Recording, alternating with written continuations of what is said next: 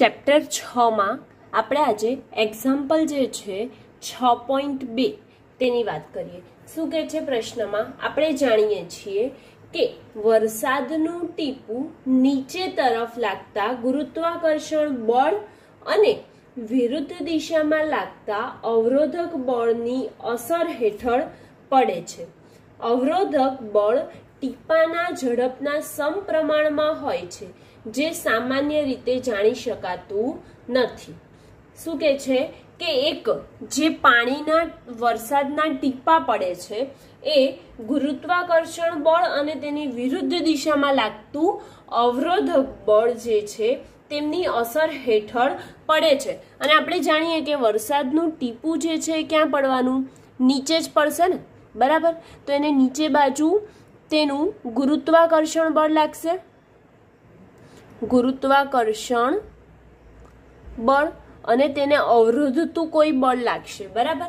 હવે અહીંયા આપણને પ્રશ્નમાં આપી દીધું છે કે ધારો કે 1 ગ્રામ દળનું એક ટીપું, કેટલું? 1 ગ્રામ દળનું એક ટીપું 1 કિલોમીટર ઊંચાઈએથી પડે છે, તે જમીન પર 50 મીટર પર સેકન્ડની ઝડપથી સ્પર્શે છે। એ ગુરુત્વાકર્ષણ બળ વડે થયેલું કાર્ય થયું હશે તે, અને અજ્ઞાત અવરોધ બળ વડે કેટલું કાર્ય થયું હશે, આ બે કાર્ય આપણે શોધવાના છે। એક તો અજ્ઞાત જે અવરોધક બળ છે તેના વડે થયેલું કાર્ય, અને ગુરુત્વાકર્ષણ બળના લીધે જે કાર્ય થયું છે એ બંને કાર્ય શોધવાના છે। પરંતુ આપણને ક્વેશ્ચનમાં શું આપ્યું છે કે 1 ગ્રામનું દળનું એક ટીપું, એટલે કે જે ટીપું છે એનું દળ કેટલું છે? એમ બરાબર આપણે લખી શકીએ 1 ગ્રામ, અને ગ્રામને હું જો કિલોગ્રામમાં ફેરવું તો 0.001 કેજી થાય, બરાબર? આ કિલોગ્રામ થઈ ગયું, અથવા તો 10⁻³ કેજી એવું પણ લખી શકાય। અને તે કેટલી ઊંચાઈએથી પડે છે? તો 1 કિલોમીટર જેટલી ઊંચાઈએથી નીચે પડે છે, માટે h બરાબર, h એટલે કે ઊંચાઈ કેટલી આવી? 1 કિલોમીટર છે, અને તેનામાં ઝડપ કેટલી આપેલી છે આપણને? તો ઝડપ કેટલી ઝડપથી પડે છે? તો v બરાબર 50 મીટર પર સેકન્ડની ઝડપથી એ ટીપું, વરસાદનું ટીપું છે એ ક્યાં પડે છે? નીચે જમીન પર પડે છે। પરંતુ જ્યારે એ ટીપું પડ્યું નથી, એટલે કે જ્યારે વાદળમાં ઘેરાયેલું હશે ત્યારે તેનું ઝડપ કેવી હોય? પ્રારંભિક ઝડપ, બરાબર? પ્રારંભિક ઝડપ તે સમય કેટલી હશે? 0 હોય, એટલે કે અહીંયા પ્રારંભિક ઝડપ પણ આપણે લખી કાઢી। હવે આપણે જે ગુરુત્વાકર્ષણ બળ વડે થયેલું કાર્ય અને અજ્ઞાત અવરોધ, એટલે કે અજ્ઞાત અવરોધ જે હતો, એટલે કે અવરોધક બળ વડે થયેલું કાર્ય, આ બે વસ્તુ શોધવાની છે। તો સૌથી પહેલા ટીપું જે પડે છે એની ગતિ ઉર્જા કેટલી હશે તે શોધી દઈએ। તો એ માટે આપણે સૌથી પહેલા તેની ગતિ ઉર્જા શોધીશું, તો જ આપણને તેનું ગુરુત્વાકર્ષણ બળથી જે કાર્ય થયું W એ આપણને અહીંયા મળશે, બરાબર? તો ટીપાના ગતિ ઉર્જામાં થતો ફેરફાર, બરાબર? તો તેની ગતિ ઉર્જામાં થતો ફેરફારને શું શેનાથી દર્શાવીએ? ડેલ્ટા કે બરાબર પ્રારંભિક જે છે એ અને અંતિમ છે એ બંને આવે। તો ફેરફાર હોય તો જે અંતિમ છે તે પહેલા લઈએ અને પ્રારંભિક છે તેને પછી લઈએ, માટે k માઇનસ k0। હવે કે એટલે શું? ગતિ ઉર્જા। તો ગતિ ઉર્જાને આપણે શેનાથી લખીએ? 1/2 mv² માઇનસ 1/2 m, દળ તો બંને ટીપાનું કેવું હશે? સરખું જ હશે, અને mv02। v0 કેમ લખ્યું? માટે અહીંયા પ્રારંભિક છે માટે। હવે v0 કેટલું છે? પ્રારંભમાં 0 છે, માટે આ પદ કેવું થઈ જવાનું? 0 થશે, એટલે કે જે પ્રારંભિક ગતિ ઉર્જા છે તે પણ કેવી થઈ જશે? 0। એટલે આપણી પાસે બચ્યું શું? 1/2 mv², આટલું બચ્યું 1/2 mv²। તો 1/2 ગુણ્યા એમની કિંમત કેટલી છે 1 ગ્રામ. 1 ગ્રામ એટલે 10⁻³ kg લખો, અથવા તો શું લખશો 0.001. તો જે લખવું હોય તે તમે લખી શકો. ગુણ્યા v². v એટલે 50, તો 50 ગુણ્યા 50 બરાબર. હવે આનું સાદું રૂપ આપું તો શું થઈ જાય છે? તેથી ડેલ્ટા કે બરાબર કેટલું થશે? 1/2 0.001 ઇન્ટુ 50 ગુણ્યા 50. તો જવાબ આવે છે કંઈક 1.25 જૂલ આવ્યો. આ શું આવી? આપણી ગતિ ઉર્જામાં થતો ફેરફાર, એટલે કે ટીપું છે જે સ્થિર સ્થિતિમાંથી જે ગુરુત્વાકર્ષણ બળની અસર હેઠળ નીચે પડે તે વચ્ચેનો ગતિ ઉર્જામાં થતો ફેરફાર આવ્યો. અને અહીંયા કેમ નથી લખ્યું? કેમ કે v0 0 થશે, માટે આ એકલું આ પદ બચશે. તો અહીંયા તમારે જો 0 લખવું હોય તો લખી કાઢો, નહીં તો ચાલશે. હવે આપણે તો ગુરુત્વાકર્ષણના લીધે કાર્ય શોધવાનું છે, એમાં પ્રશ્નમાં કે છે, તો આપણે લખીશું ગુરુત્વાકર્ષણ બળ વડે થયેલ કાર્ય W બરાબર mg જેટલું ગુરુત્વાકર્ષણ બળ અને હાઈટ કેટલી h જેટલી છે, એટલે કે જે સ્થાનાંતર પામ્યું તે લેવું પડે, માટે mg ઇન્ટુ h. તો mg ગુરુત્વાકર્ષણ બળ ગુણ્યા સ્થાનાંતર, તો mg ઇન્ટુ h. m કેટલું છે? 0.001 અથવા તો 10⁻³ આપણે g ગુરુત્વ પ્રવેગ સરળતા ખાતર કેટલું લઈએ છીએ? 10 ગુણ્યા હાઈટ ઊંચાઈ. ઊંચાઈ કેટલી છે? 1 કિલોમીટર. તો 1 કિલોમીટરની જગ્યાએ આપણે 10⁻³ મીટર લખી શકીએ, કેમ કે આપણે બધું શેમાં લીધું છે? મીટર પર સેકન્ડમાં. તો કિલોમીટરને શેમાં ફેરવ્યું? મીટરમાં ફેરવ્યું, માટે 10⁻³. તેથી W બરાબર કેટલું થઈ જાય? 10⁻³ 10⁻³ આધાર સરખા ઘાતોનો સરવાળો, તો -3 + 3 0 થાય, માટે જવાબ શું આવે છે? માત્ર 10. અને એકમ શું? તો જૂલ આવે છે. તો હવે કાર્ય કેટલું થયું? W બરાબર 10 જૂલ જેટલું ગુરુત્વાકર્ષણ બળ વડે થયું કાર્ય. હવે આપણે શું શોધવાનું છે? અવરોધક બળ વડે કેટલું કાર્ય થાય. તો અવરોધક બળ વડે કેટલું કાર્ય થાય તે શોધવું હોય તો કાર્ય ઉર્જા પ્રમેય આપણે ભણી ગયા. શું ભણી ગયા? કાર્ય ઉર્જા પ્રમેય પરથી ડેલ્ટા કે એટલે કે ગતિ ઉર્જામાં થતો ફેરફાર બરાબર તે બુંદ પર થયેલું કાર્ય થાય, એટલે કે પાણીના ટીપા પર થયેલું કાર્ય. તો બે થાય છે, એક તો ગુરુત્વાકર્ષણ બળના કારણે, એક એના અવરોધકના કારણે, એટલે કે Wg. અને અવરોધને હું ધારો કે R લઈ લઉં તો WR. આપણી પાસે Wg તો છે, એટલે કે ગુરુત્વાકર્ષણનું તો છે, ડેલ્ટા કે પણ છે, પરંતુ આપણી પાસે શું નથી? WR નથી. તો આના ઉપરથી આપણે WR મળી જશે. તેથી WR ને કરતા બનાવે તો WR બરાબર ડેલ્ટા કે માઇનસ Wg. હવે ડેલ્ટા કે ની વેલ્યુ અહીંયા છે 1.25 અને Wg કેટલું છે? Wg એટલે કે ગુરુત્વાકર્ષણ બળ વડે થયેલું કાર્ય કેટલું છે? 10 જૂલ. તો 1.25 ઓછા 10 આપણે કરીએ તો કેટલું આવે? 8.75. 8.75 તો આવે, પણ મોટી સંખ્યાની નિશાની એટલે કે માઇનસ, અને એકમ શું? જૂલ કાર્યનો. તો અવરોધક બળ વડે એટલે કે અજ્ઞાત અવરોધક બળ હતું તેના વડે થયેલું કાર્ય -8.75 જૂલ આવ્યું. અને જે કેવું છે? કાર્ય કેવું છે? ઋણ છે, ઋણ છે. હવે આ ઋણ આવ્યું તો એ ઋણ નિશાની એવું દર્શાવે છે કે અવરોધક બળ નેગેટિવ નિશાની અથવા તો ઋણ નિશાની દર્શાવે કે અજ્ઞાત અવરોધક બળ વિરુદ્ધ દિશામાં બળની વિરુદ્ધ દિશામાં સ્થાનાંતર થાય છે. તો આપણે અહીં આકૃતિમાં પહેલા જ જોઈ લીધું કે ટીપું ક્યાં પડે છે, નીચે તરફ પડે છે, જ્યારે અવરોધક બળ ક્યાં લાગે છે, ઉપર તરફ, એટલે કે તેની વિરુદ્ધ દિશા છે, જ્યાં સ્થાનાંતર આ દિશામાં થાય છે, જ્યારે અવરોધક બળ તેનાથી વિરુદ્ધ દિશા લાગે છે, માટે માઇનસની નિશાની આવી. ઓકે, એટલે કે એક્ઝામ્પલ 6.2 જે છે એ અહીંયા કમ્પ્લીટ થઈ ગયો.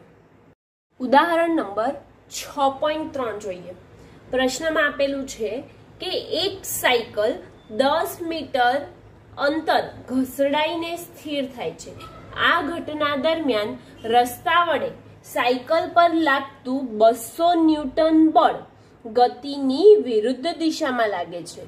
તો એમાં બે પ્રશ્ન આપ્યા છે તેના પૈકીના. તો પહેલો પ્રશ્ન એવું છે કે એ રસ્તા વડે સાયકલ પર કેટલું કાર્ય થયું હશે, એટલે કે જે રસ્તો છે એના વડે સાયકલ પર કેટલું કાર્ય થયું હશે તે પૂછે છે, અને સાયકલ વડે રસ્તા પર કેટલું કાર્ય થયું હશે તે પૂછે છે. એટલે કે રસ્તાથી સાયકલનું અને સાયકલ પરથી જે રસ્તાનું કાર્ય થાય છે તે આપણને અહીંયા પૂછ્યું છે. હવે આપણને પ્રશ્નમાં જે આપ્યું છે તે અહીંયા બતાવી દઈએ. શું આપેલું છે? તો એક સાયકલ સવાર 10 મીટર અંતર ઘસડાઈને સ્થિર થાય છે, એટલે કે અંતર કેટલું આપ્યું છે, 10 મીટર, અને આ ઘટના દરમિયાન કેટલું બળ લાગે છે, તો 200 ન્યૂટન જેટલું બળ લાગે છે. F બરાબર 200 ન્યૂટન જેટલું બળ લાગે છે, અને જે કેવું હોય છે, વિરુદ્ધ દિશામાં લાગે છે. તો એ પ્રશ્ન પૂછ્યો છે એમાં કે રસ્તા વડે સાયકલ પર થયેલ કાર્ય કેટલું હશે, અને બી સાયકલ વડે રસ્તા પર થયેલ કાર્ય કેટલું હશે. ઓકે, આ બે આપણે શોધવાનું છે. આપણને F અને D આપી દીધા છે.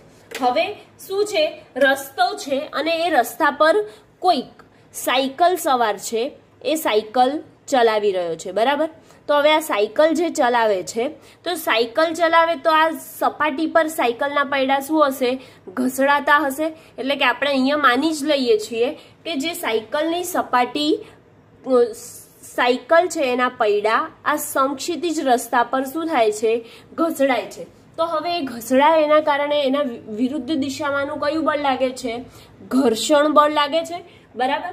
તો આપણે એ માટે જોઈએ તો સાયકલ ઘસડાય છે અને તેમની વચ્ચે ખૂણો કયો રે, આ બંને એક જ દિશામાં છે. એટલે કે જે સાયકલ સવારની ગતિ આ દિશામાં છે અને તેના પર લાગતું બળ ક્યાં છે, તેનાથી વિરુદ્ધ દિશા. એટલે કે પરસ્પર વિરુદ્ધ દિશા હોય તો તેમની વચ્ચે બનતો ખૂણો થીટા બરાબર કેટલો થાય, 180 ડિગ્રી થાય, બરાબર. તો આપણે અહીંયા થીટાની વેલ્યુ જે છે સૂત્રમાં કેટલી મૂકીશું, 180. હવે જે સાયકલ વડે કાર્ય થાય છે તે જોઈએ એ માટે, બરાબર. તો સાયકલ વડે થયેલ કાર્ય W બરાબર FD cos થીટા, બરાબર.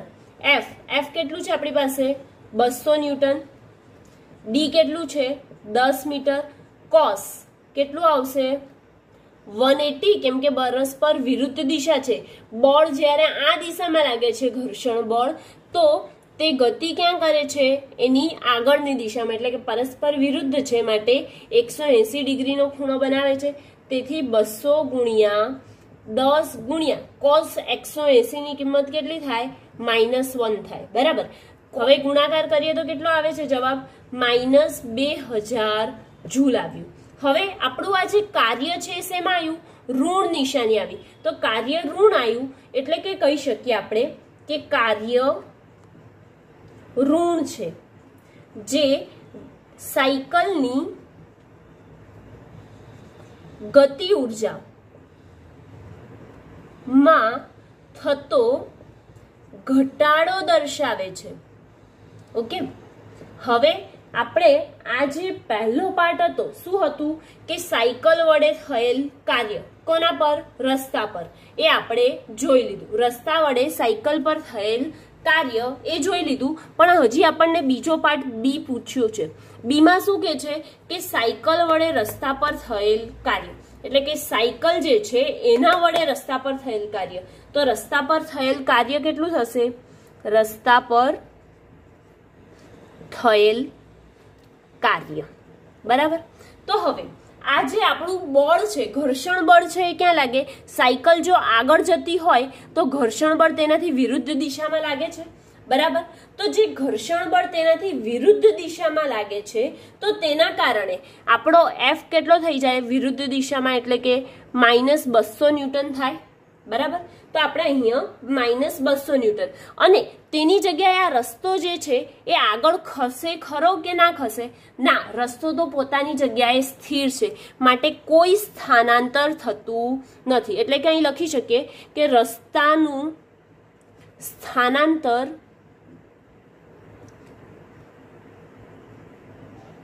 સ્થાનાંતર થાય ખરું? Question mark. ના, તો કોઈ દિવસ રસ્તો હલીને ના જાય, સાયકલ સવાર જ આગળ વધે. માટે રસ્તાનું સ્થાનાંતર કેવું થઈ ગયું? 0. રસ્તા પર આપણે કાર્ય શોધવાનું માટે એનું સ્થાનાંતર આપણે 0 લીધું. હવે સૂત્ર છે આપણી પાસે કયું? FD cos થીટા જ. તો W બરાબર FD cos થીટા. હવે એ રસ્તો છે આ એક જ આગળ જ વધે છે સાયકલ સવાર, માટે થીટા પણ આપણે કેટલો લઈશું? 0 ડિગ્રી લઈશું. બરાબર. તેથી F કેટલું છે? -200. ડી કેટલું છે? 0. અને આ cos 0. cos 0 ની કિંમત કેટલી થાય? -200 ગુણ્યા 0 ગુણ્યા કેટલી થાય? 1 થાય. માટે હવે 0 ને કોઈ પણ વસ્તુ જોડે ગુણીશું તો જવાબ શું આવે? 0 આવે. માટે 0 જૂલ. ઓકે. અને આ શેનાથી આવ્યું? ન્યૂટનની ગતિના ત્રીજા નિયમ પરથી. આપણે જાણીએ કે જેટલું ક્રિયાબળ લાગે છે તેટલું જ તેની વિરુદ્ધ દિશામાં શું લાગે છે? પ્રતિક્રિયાબળ લાગે છે. આમ આ ઉદાહરણ જે છે એ સાયકલ દ્વારા રસ્તા પર થતું કાર્ય શૂન્ય થાય છે. બરાબર. અને આ કમ્પ્લીટ થયો ત્રીજો ઉદાહરણ. ફ્રેન્ડ્સ, હવે આપણે જે કાર્યની વાત, એટલે કે પર્ટિક્યુલર કાર્ય, ઉર્જા અને પાવર, જે ચેપ્ટરનું નામ છે તેનામાં કાર્યની આપણે પરફેક્ટ વાત કરી ચૂક્યા છે. જે પ્રસ્તાવના એટલે કે ઇન્ટ્રોડક્શનમાં જે કર્યું એ તો અલગ જ, પણ એનામાં કાર્યની એકદમ વ્યવસ્થિત આપણે વાત કરી ચૂક્યા છે. તેવી જ રીતે ઉર્જા, પણ ઉર્જા કઈ? ગતિ ઉર્જા. ગતિ ઉર્જાની ચર્ચા કરવાની આપણે બાકી છે. તો ગતિ ઉર્જાની આપણે ચર્ચા કરીશું, અને ત્યારબાદ જ્યારે આપણે પાવરની મળીશું ત્યારે નેક્સ્ટ વિડીયોમાં શેની ચર્ચા કરીશું? પાવર અને ચલબળ વડે થતું કાર્ય, એ બધાની ચર્ચા કરીશું. તો સૌથી પહેલા ગતિ ઉર્જા એટલે શું? તો એની વ્યાખ્યા તો મેં કીધી હતી કે શું થાય ગતિ ઉર્જા? એટલે કે પદાર્થની ગતિના કારણે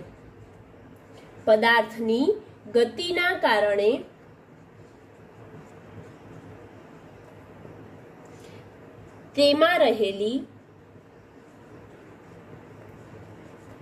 કાર્ય કરવાની ક્ષમતાને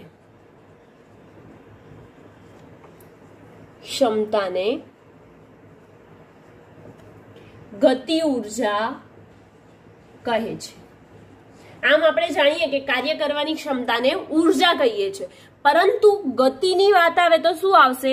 કે પદાર્થની ગતિના કારણે તેમાં રહેલી કાર્ય કરવાની ક્ષમતાને ગતિ ઉર્જા કહે છે. અથવા તો તમને જો બીજા શબ્દોમાં લખવાનું કે શું ગતિ ઉર્જાની વ્યાખ્યા, તો તમે એવું લખી શકો કે m દળના પદાર્થનો વેગ જે છે, પદાર્થનું દળ જ્યારે m હોય અને તેના વેગના વર્ગના ગુણાકારના અડધા મૂલ્યને શું કહે છે? ગતિ ઉર્જા કહે છે. જો તમને લખવી હોય તો હું ફરીથી બોલી જાઉં. શું? પદાર્થના દળ અને વેગના ગુણાકારના અડધા મૂલ્યને ગતિ ઉર્જા કહે છે. હવે જે હું વ્યાખ્યા બોલી એના ઉપરથી લખી શકીએ કે પદાર્થનું દળ અને તેના વેગના વર્ગના અડધા મૂલ્યને શું કહે છે? ગતિ ઉર્જા કહે છે. માટે આપણે શું લખી શકીએ? k બરાબર 1/2 mv², જ્યાં m એ શું છે? પદાર્થનું દળ, અને v જે છે એ પદાર્થનો વેગ અથવા તો ઝડપ છે. બરાબર. હવે k is equal to 1/2 mv² મેળવ્યું, એના ઉપરથી આપણને જોઈએ છે કે તેનો એકમ શું થાય, ગતિ ઉર્જાનો એકમ શું થાય. તો ગતિ ઉર્જાનો એકમ આપણે લખીએ, ગતિ ઉર્જાનો એકમ. હવે અહીંયા જોઈએ 1/2, તો એનો તો કોઈ એકમ ના થાય, બરાબર. એમ નો એકમ શું થાય, કેજી થાય કે ના થાય, તો કેજી. તેવી જ રીતે v² એટલે કે વેગનો વર્ગ. વેગનો એકમ શું લખતા હતા આપણે, મીટર પર સેકન્ડ લખતા હતા. માટે અહીંયા તો સ્ક્વેર છે એટલે કે વર્ગ છે, તો અહીંયા આ બંનેનો વર્ગ થઈ જાય v² માં. તો મીટર સ્ક્વેર પર સેકન્ડ સ્ક્વેર, આ તેનો શું થયો, એસઆઈ એકમ. અથવા તો તમે કેજી મીટર સ્ક્વેર પર સેકન્ડ સ્ક્વેરની જગ્યાએ તમે લખી શકો કે જૂલ, બરાબર. હવે તેનો એસઆઈ એકમ જોયો, ત્યારબાદ સીજીએસ એકમ શું થાય, કોનો, ગતિ ઉર્જાનો. સીજીએસ એકમ એટલે કે સેન્ટીમીટર, ગ્રામ અને સેકન્ડમાં તેનો નાનો એકમ કયો છે, તો કેજી નો નાનો એકમ ગ્રામ. પછી મીટર સ્ક્વેર એટલે કે મીટરનો નાનો એકમ સેન્ટીમીટર અને એનો વર્ગ. અને સેકન્ડ તો જે છે એમના એમ, અથવા તો તેને લખી શકીએ આપણે ઓર્ગ, બરાબર. એટલે કે ગતિ ઉર્જાનો જે એકમ છે જૂલ અથવા તો ઓર્ગ થાય. હવે તેનું પારિમાણિક સૂત્ર જોઈએ, તો પારિમાણિક સૂત્ર પણ આપણે આના ઉપરથી જ લખી શકીએ. પારિમાણિક સૂત્ર આપણે કોઈ પણ નવી રાશિ જોઈએ એમાં શું જોઈએ, તેનો એકમ, વ્યાખ્યા અને તેની પારિમાણિક સૂત્ર. તો તેનું પારિમાણિક સૂત્ર શું થશે, કેજી એટલે કે વજન એટલે m1. મીટર સ્ક્વેર એટલે લંબાઈ માટે શું લઈએ, L, અને એની કેટલી છે, પાવર 2 છે, માટે અહીંયા પાવર શું મૂકી, 2. અને સેકન્ડ સ્ક્વેર પણ પર સેકન્ડ સ્ક્વેર છે, એટલે કે સેકન્ડ એટલે t અને એનો વર્ગ, પણ આ છેદમાં છે માટે અહીં શેની ઘાત આવશે, -2 પાવર આવશે, બરાબર. એટલે કે પારિમાણિક સૂત્ર ગતિ ઉર્જાનું અને કાર્યનું એક સરખું થયું. શું થાય છે, m1L2T-2. એટલે કે કાર્ય અને ગતિ ઉર્જાના એકમ અને પારિમાણિક સૂત્ર સમાન છે. આમ નિશ્ચિત દળવાળા પદાર્થ માટે હવે આપણે નવું એ પણ જાણી લઈએ કે તેના ઉપયોગ કરીને થતા કાર્ય જણાવો. એટલે કે જે ગતિ ઉર્જા છે તેના ઉપયોગો ક્યાં થાય છે અને તેના વડે જે કાર્ય થાય છે, ગતિ ઉર્જાનો ઉપયોગ કરીને જે કાર્ય થાય છે એ કઈ કઈ જગ્યાએ થાય છે તેની ચર્ચા કરીએ.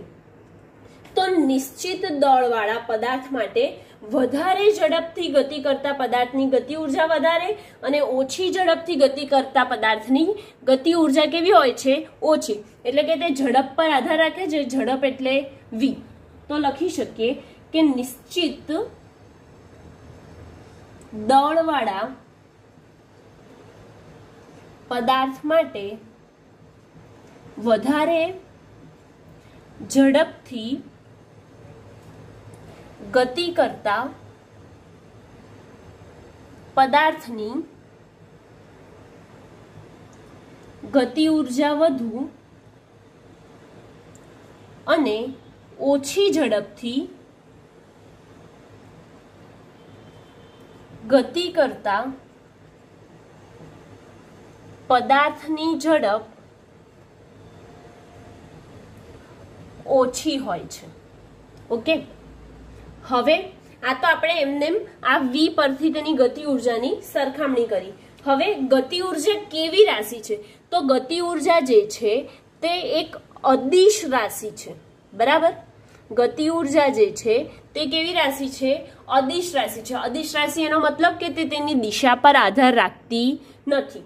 અને તેનો ઉપયોગ ક્યાં થાય છે, તો પદાર્થનો ગતિ ઉર્જા જે છે તે ઝડપથી વહેતા પ્રવાહની ગતિ ઉર્જાનો ઉપયોગ કરીને અનાજ દળવાની ઘંટીમાં શેમાં થાય છે, અહીંયા હું ઉપયોગો લખી કાઢું છું. ઉપયોગ તો ઝડપથી વહેતા પ્રવાહની અથવા તો કોઈ અનાજ હોય કે કંઈ પણ હોય તો પ્રવાહની ગતિ ઉર્જાનો, ઝડપથી વહેતા પ્રવાહની ગતિ ઉર્જાનો ઉપયોગ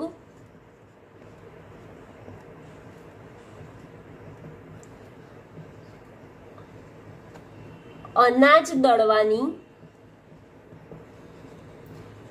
ઘંટીમાં થાય છે।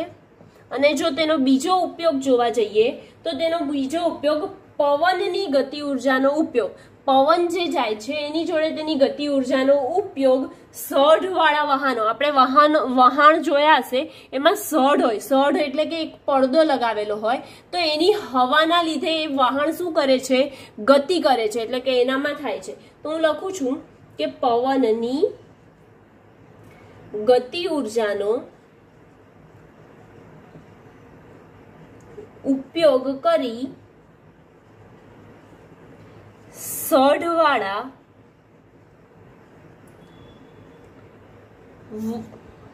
વહાણ ચલાવી શકાય। તેમજ પવનચક્કી વડે, આપણે જોયા હશે મોટા મોટા વિન્ડ ફાર્મ જોયા હશે, વિન્ડ ફાર્મ એટલે કે પવન ચક્કી જે છે એમાં શું કરે, વિદ્યુત એટલે કે પવન ઉર્જાનું શેમાં રૂપાંતર કરે છે, વિદ્યુત ઉર્જામાં રૂપાંતર કરે। એટલે કે પવન ચક્કી વડે વિદ્યુત ઉત્પન્ન કરી શકાય છે। આમ આ જે ગતિ ઉર્જા છે તેના ઉપયોગો જોયા, તેનું પારિમાણિક સૂત્ર, તેની વ્યાખ્યા, તેના એકમ અને ગતિ ઉર્જા કેવી રાશિ છે તેની આપણે ચર્ચા કરી। અને તે કોના પર, એટલે કે નિશ્ચિત દળ હોય તો પદાર્થની ઝડપ વધારે તો ગતિ ઉર્જા વધારે, અને પદાર્થની ઝડપ ઓછી હોય તો તેની ગતિ ઉર્જા કેવી હોય છે, ઓછી હોય છે। બરાબર। આમ આ જે ગતિ ઉર્જા છે તે અહીંયા કમ્પ્લીટ થઈ ગયા।